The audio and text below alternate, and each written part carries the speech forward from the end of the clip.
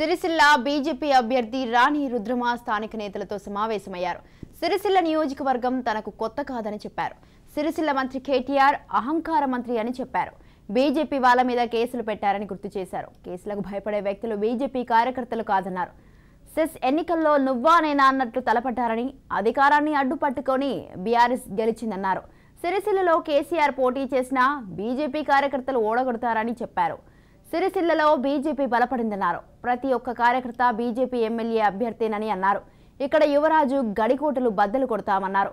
BJP party మహిళలకు, బీసీలకు పెద్దపీట వేసి సముచిత స్థానం కల్పిస్తున్నామన్నారు.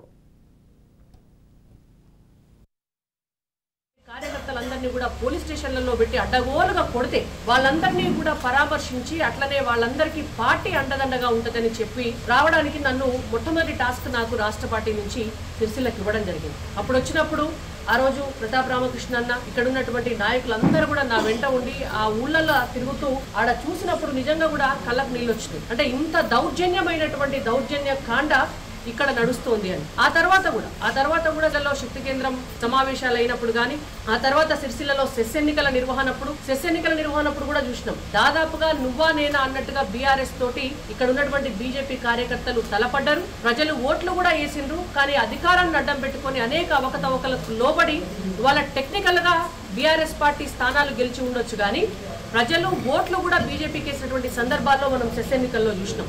ఆ తర్వాత జరిగినటువంటి సందర్భంలో కూడా సెస్ ఎన్నికల తర్వాత నన్ను ఇదే నియోజకవర్గానికి పాలక్గా నియమించిన తర్వాత కూడా ఇక్కడికి వచ్చి అప్పుడు పాలక్గా నియామకం తర్వాత నేను ఒకసారి